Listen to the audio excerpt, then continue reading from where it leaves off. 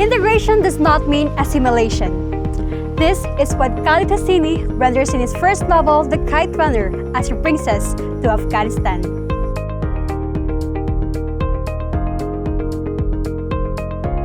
Afghanistan is a country in Central Asia that is rich in culture.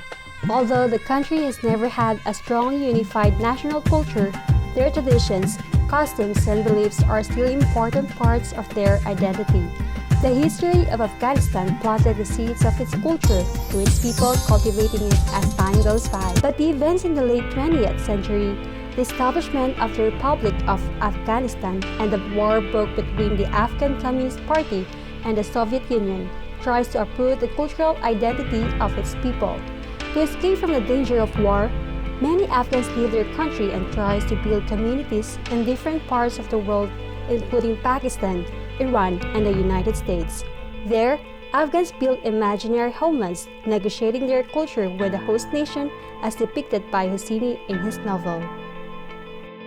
Amir, with his father just like many other Afghans, arrived in America not through choice but because of necessity.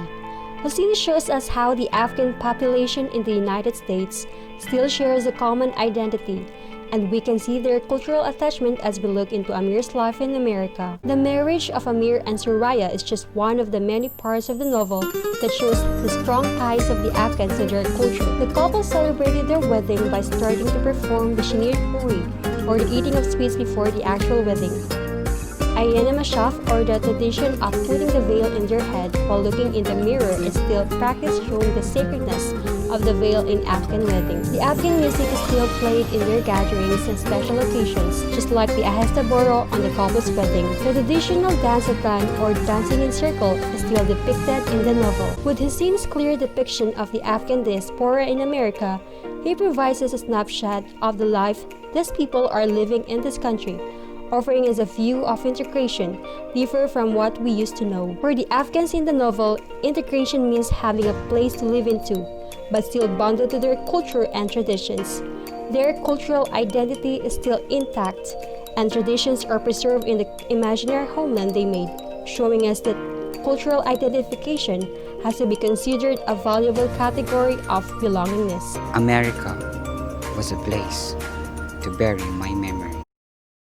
However, parts of the novel may seem to neglect the diasporic idea it has presented. Amir consciously described the potentials of America, its vastness, and the difference of his native land to this new home, seeing it as a place to redeem himself and escape from the ghost of the past that keeps on haunting him.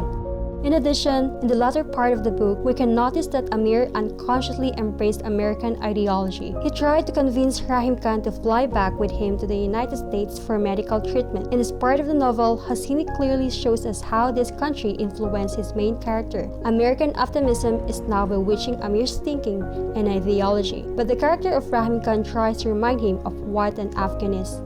If for nothing else, for that, I embraced America. You may be asking, why did Amir want to embrace America? Does he forget who he is and where he came from?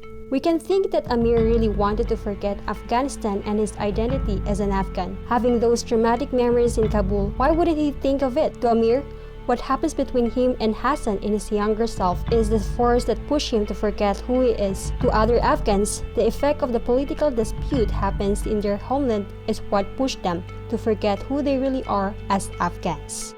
I think part of me always will.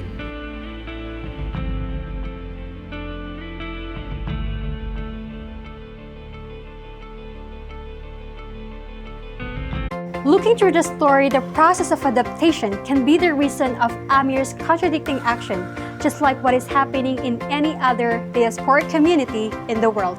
Amir, living in America for 20 years, adopted some aspect of American culture, ideologies, and ways of living. We can see it as normal. As Stuart Hall argued, cultural identity is not only a matter of a being, but of becoming, belonging as much to the future as it does to the past. By the year 2000, in the United States, one could refer to the group of Afghan or an individual of Afghan origin as Afghan American.